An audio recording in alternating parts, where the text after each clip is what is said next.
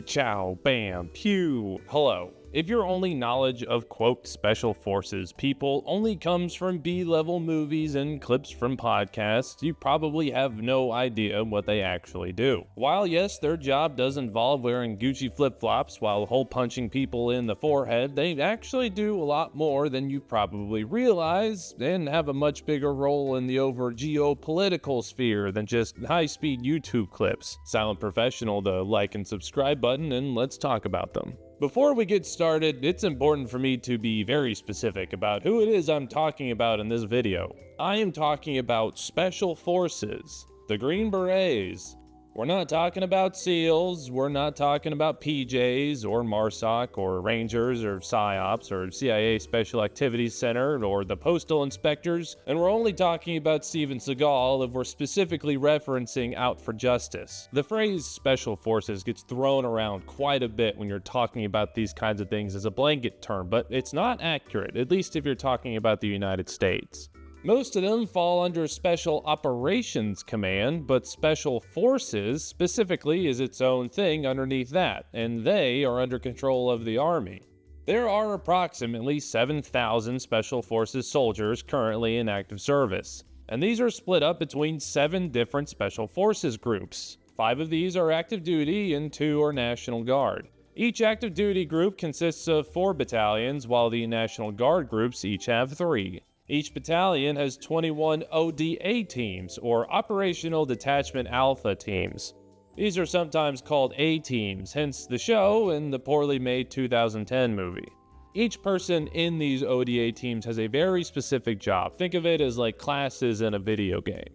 You have the commander, an assistant commander, the ops sergeant, weapons sergeant, engineer sergeant, medical sergeant, and comm sergeant. And each of these gets an assistant with the same level of training in order to provide more manpower and redundancy. The idea is that with a bunch of different skill sets trained to basically the highest levels humanly possible, one ODA team can go anywhere, do anything, and look cool while doing it. But this do anything anywhere looks very different than what Mr. T would have you believe. There are 5 core mission sets that the Green Berets are tasked with performing, and in no particular order they are: Unconventional Warfare, Foreign Internal Defense, Direct Action, Counterterrorism, and Special Reconnaissance. Now, if you look at these, you will probably realize that this is the most vaguely worded task you could possibly give someone, but that's intentional. On top of that, most of them overlap in terms of the things involved in them. Typical mission-critical tasks for, say, a bunch of grunts would include things like conducting a raid, clearing a bunker, or defending an objective. All of these are very intentionally worded and described things so that people are very specific on what they train on, and there is zero confusion on what they need to do to be good at those tasks. That's good for your general grunt, but when you start getting into secret squirrel stuff, those kind of parameters are more constraining than they are helpful. If you think practicing rooftop seizures in a downtown city is going to help with direct action missions, go for it. If you think spending a week shooting rocket launchers is going to help with unconventional warfare, full send. If doing a mountain of cocaine and then getting into gambling debt with organized crime right outside of Fort Bragg is actually going to help you do special reconnaissance, well, I'm gonna need to see your risk assessment before I sign off on the funding, but just assume that you'll get the go-ahead. My point is that they have to be a lot more creative with their problem solving than, say, your average infantryman would. Vaguely wording mission parameters not only helps with the general mindset towards training, but is also a practical way to help get funding approved. I remember getting reamed back in the day as a lieutenant because I asked for some extra machine gun ammo for my gunners to train with, but got denied because it didn't fall in line with required training parameters. Still a little bitter about that one. Now, before I talk more about what Special Forces do and why, I wanted to take a second in this video to shout out today's sponsor, Grayman & Company, who are the makers of these awesome sunglasses. I have to wear sunglasses 24/7 because my eyes cannot handle the sun, even if it's cloudy outside. And I've had these for a couple weeks now, and I can tell you they have barely left my face. These lenses are rated for ANSI Z87.2, and other models are even higher.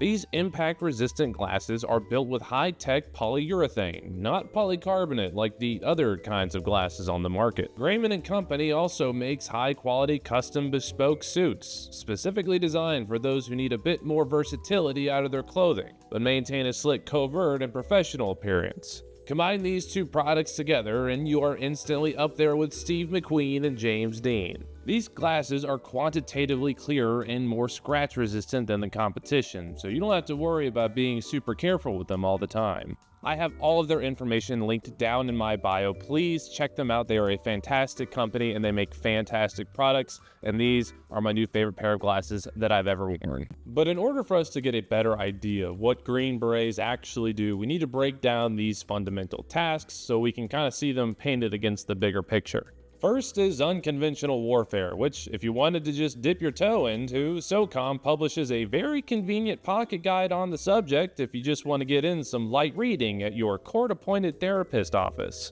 Unconventional warfare, according to the DoD, is, quote, activities conducted to enable a resistance movement or insurgency to coerce, disrupt, or overthrow a government or occupying power by operating through or with an underground auxiliary and guerrilla force in a denied area. And this was actually the original mission that Special Forces were made to do. After seeing how effective and decisive the OSS was during World War II in occupied areas owned by the Germans, the idea was to create a group specializing in guerrilla warfare that would fight the Soviets and any countries they managed to take over if they decided to push west. In this kind of Cold War scenario, stay-behind forces, as they were known to be called, would literally just stay behind and wait once the Red Army passed over and deeper into Europe. Then they would immediately begin organizing resistance forces from the local population, as well as perform their own missions in order to make life a lot harder for the Soviets. It was very critical that these guys stay incognito while they were waiting for the Reds to come over the border, because if they were caught, they would have been targets numero uno.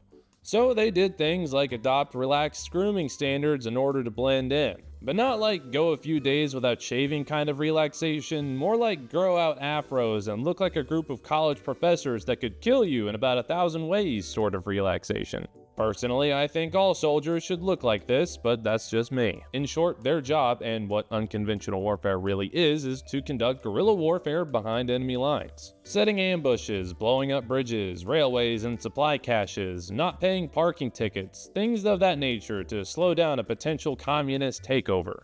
Eventually, the idea expanded to involve actively going behind enemy lines rather than waiting for the lines to come to you.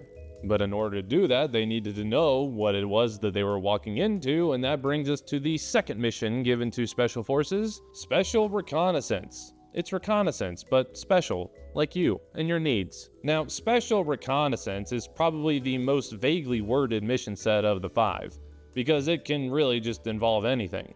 For the most part, though, it consists of small teams, sometimes just 2 or 4 guys, typically behind enemy lines, or at the very least, isolated from friendly forces. Special recon can involve scoping out bridges to see if they can hold military vehicles, searching along a coastline for the best place for Marine forces to land, bury secret supply caches that they can use later, that kind of thing. But these days, one of the more common things that falls under Special Reconnaissance is conducting airstrikes. You know how you hear a lot about the United States conducting airstrikes in this country or that country, but we aren't officially at war with this country or that country? You know who was the one helping to direct that? It wasn't an open dream, it was probably some kind of operator on a special reconnaissance mission. Dropping ordnance in the blind with no ground coordination is a great way to get a near miss on whoever it is you're trying to originally explode and make it so that some nearby child was unknowingly middle-aged when he turned 4 years old. Wah wah. That said, Special Recon is not just a Green Beret mission. SEALs specialize in reconning littoral regions, Air Force guys are more trained in calling in the birds. But Green Berets are also just all over the world all the time, so they're often involved in some kind of level or just doing it themselves. But a lot of that kind of stuff falls into the third category of mission we're talking about today, and that is the good old-fashioned counterterrorism. Side note, I miss the old school look of counterterrorism. I want early 2000s Rainbow Six operator, not generic multicam man number 1,000,002. Naturally, they had been doing quite a bit of this since 9/11 happened. After the attacks in New York City and the Pentagon, the United States, looking to retaliate, decided to leverage Afghanistan's Northern Alliance Group. These were a collection of armed resistance movements that opposed the Taliban that ruled Afghanistan. After CIA operatives managed to link up with leaders in the Northern Alliance, a handful of task forces centered around American Special Forces moved in. Barely a month after the Twin Towers fell, Green Berets were on the ground in country, conducting special reconnaissance missions, coordinating airstrikes, and taking out Taliban leadership, but they had a problem. Afghanistan looks like this, and doesn't have a lot of these, and Special Forces lacked both these and these in significant numbers at the time. But what they did have were these, the horses, in case you needed me to explain what a horse looked like. Members of the Operational Detachment Alpha 595 were given the task of liberating major sections south of the Northern Alliance territory from the Taliban. And they were told, quote, be prepared to use indigenous animals for transportation. Just hours after their helicopters touched down, the group managed to gather a handful of horses from the locals, who then spent a few hours teaching them all how to ride. They were able to use the added mobility to flank around al-Qaeda positions, hitting them faster and in unexpected places in the very unforgiving terrain. Today, the image of Special Forces dudes on horseback is so famous that it's recreated in video games, immortalized in statues, and even became an entire whiskey brand by the guys who rode them, which I guess is better than lying via movie scripts and becoming famous on podcasts. Counterterrorism mission sets, though, involves a lot more than just shooting dudes in the face and overthrowing regimes. A lot of it has to do with integrating things like civil affairs and psychological operations to prevent terrorism in the first place.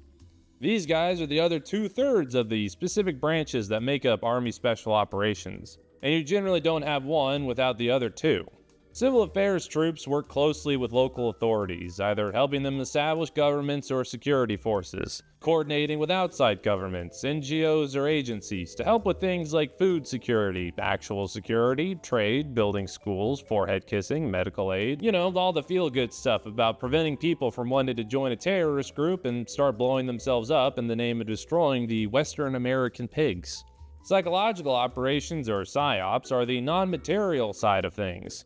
Degrading an enemy force's will to fight, and keeping the civilian population on our side so they don't shoot at us or leave bombs in the road. If civil affairs fails to win the heart and PSYOPs fails to win the mind, then it's the Special Forces' job to put 2 in the heart and 1 in the mind. Now, using the Mozambique drill as a form of international diplomacy falls under a different category of mission set, but I'm going to save that part for later because that's a whole other discussion. So I'm just going to go ahead and talk about the 4th mission set and the real bread and butter of why we have Special Forces in the first place, which is Foreign Internal Defense. Foreign Internal Defense, also known as FID, is the bread and butter of American Special Forces. Generally speaking, everything else comes second to this mission set, and while other special operations can cover down on the other missions, this one is where the Green Berets really shine. FID, ultimately speaking, boils down to training foreign troops as military advisors. Whether they be members of a country's armed forces, a rebel group, or underground resistance movement in order to fight an enemy force themselves. One of the biggest drives for this was the Korean War back in the day. Seeing as how the Americans almost lost it in the beginning and suffered well over 100,000 casualties, 36,000 of them being KIA, the US realized that if we really wanted to stop communist invasions all over the world, we couldn't be the one pulling the trigger every time. We needed to make sure the local military forces were capable enough to do it without us. That trend continued in Vietnam to questionable results, but the idea stuck, and the vast majority of FID mission set kind of things boils down to training foreign militaries so they fight better. If you look at the full spectrum of conflict, where you have full-on war on this end, and here you have a state that the world apparently refuses to acknowledge as a possibility, somewhere in the middle you have this, known as competition. Specifically for this video, we're talking about great power competition, or the idea that Russia, China, and the United States are basically competing to gain political favor of countries that aren't hard aligned with any of the three in order to expand political, military, and economic influence. Admittedly, one of these three takes a bit of a more hardline approach to this idea.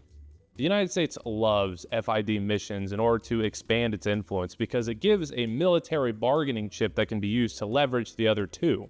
What this most commonly looks like is sending a team of civil affairs, psyops, and special forces down to a country that is geographically useful to the United States and also experiencing internal security struggles, or just fears of some kind of imminent outsider threat. The obvious benefit is that these guys act as a sort of tripwire force. So if you authorize an attack in an area occupied by a bunch of American military advisors, there's a good chance a drone is going to blow up your little rebel group in the name of a very liberal use of the phrase self-defense.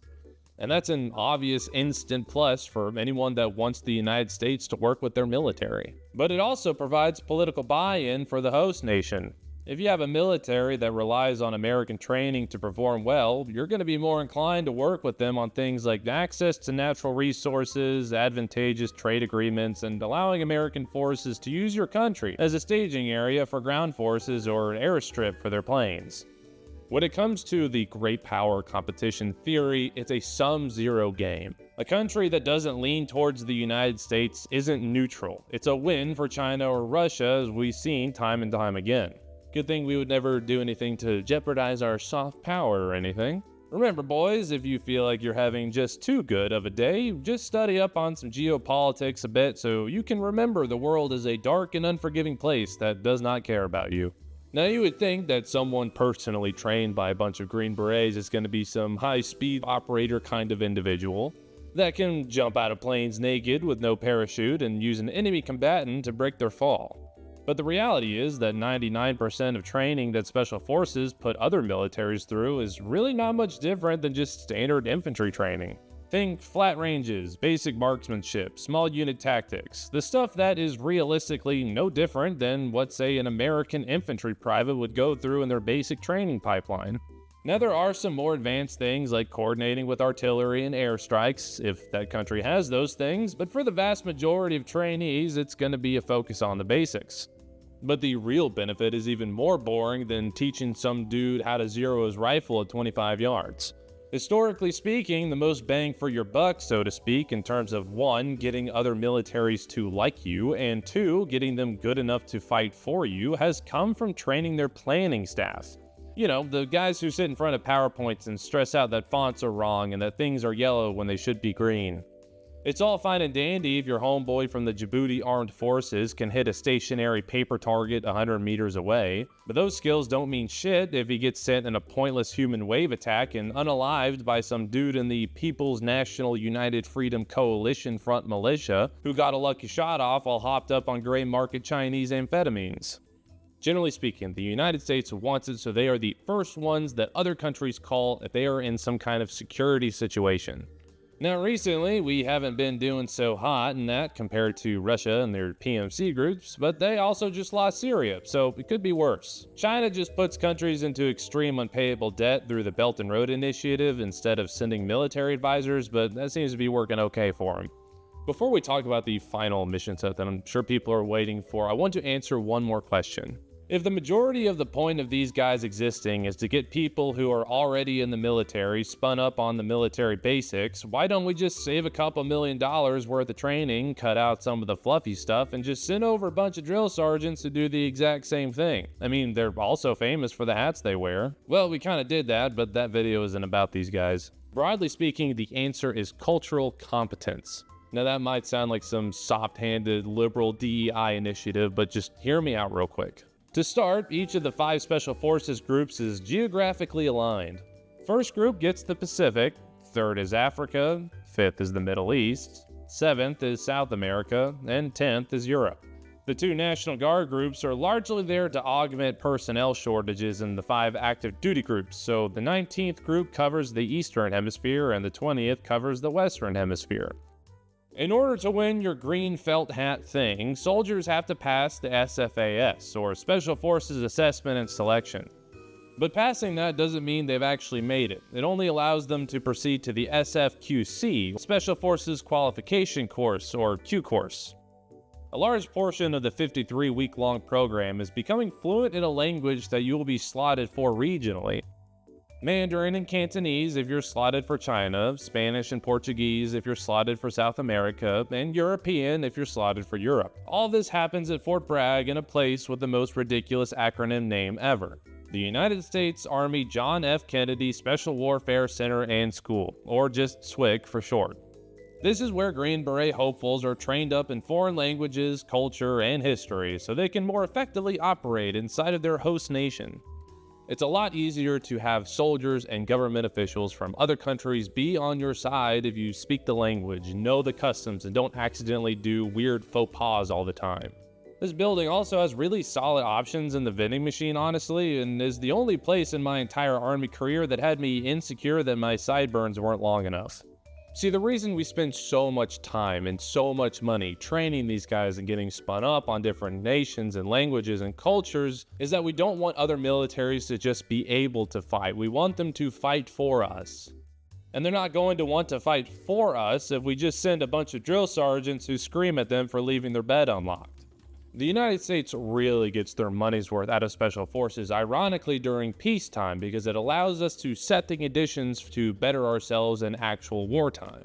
The only reason we were able to get people into Afghanistan so quickly is because Uzbekistan let us use their air bases because we trained up their military after the Soviet Union fell. Ukraine was able to hold off the initial Russian invasion of their capital in 22 because for the 8 years before that, they'd been training with American conventional and special forces on tactics and planning. It's great that Green Berets can probably do stuff like bend bullets around corners and levitate using the powers of their minds, but it's more useful that they can organize, train, and fight alongside an indigenous force of hundreds or thousands.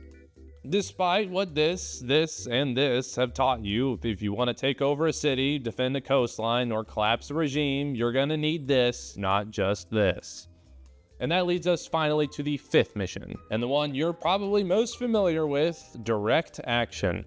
Kicking in doors, getting MRE spoon kills, and halo jumping, that kind of thing. Direct action typically takes the form of a raid. You infiltrate a place, you kill a person, place, or thing, and then you leave. While we're used to hearing about raids after the last 20 years of counterinsurgency, they're not as prevalent in terms of the bigger picture as most things across the world. At least not as prevalent from what we get information on, because Lord knows what those dudes actually do. That said, just because special forces are in a country doesn't mean they have full reign to just start spanking targets as much as they want. When forward deployed to an area that's not an active war zone, they're typically subordinate to the permissions and authorities granted to them by the local ambassador to said country.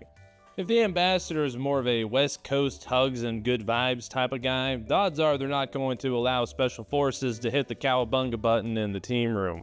If the ambassador is more of the SEC state school, daddy owned a roofing company growing up type, then odds are you can expect a few raids here and there. It's all dependent on the bigger picture and geopolitical landscape, but there are a lot more constraints than people probably realize. Government red tape ruins a perfectly good idea for a Call of Duty mission yet again. But the way around that is just to leverage other federal agencies that have different permissions and authorities. For example, in Afghanistan, Green Berets would need information on a local terrorist group. But if their primary way of making money was through producing opium, they could get denied because it would fall under drug enforcement, which the Green Berets are not allowed to do. So then they would call in the DEA, run a few joint ops, and get access to the people and intel they would otherwise not be able to. That kind of thing is without a doubt being leveraged with things going on with border agents down in Mexico. But different ODAs have different kinds of specializations. But the combination of what and how many of each specialization is dependent on their geographical alignment.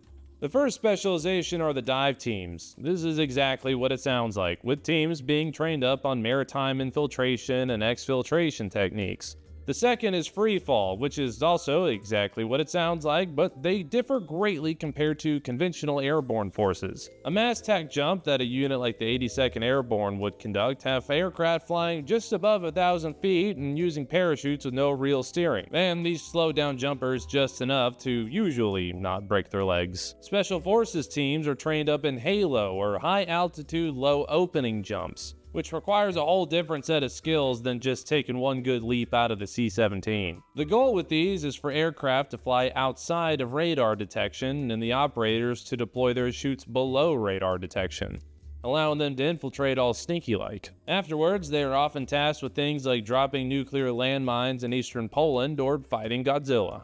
A third specialization is mountain and Arctic warfare, which, like the previous two, is exactly what it sounds like. Except these guys are like super healthy because they're always taking ice baths. They're also really good at skiing and are known for taking holidays in Vermont. The fourth and final specialization is mobility, which just means they specialize more in the use of vehicles to get from point A to point B, and typically have more exposure to the kinds of heavy weapon systems that you would see on said vehicles.